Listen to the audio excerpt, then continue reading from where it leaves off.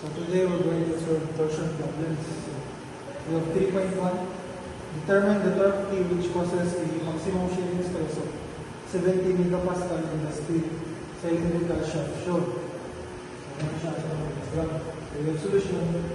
T max is equals to TC over J, at J is equals to pi over 2C4, at T max is equals to pi over 2C3. So now T max is equals to pi over 2 times 0.018 liter and 70 times 10 to the 6. So now T max na 641 meter. So 3.2.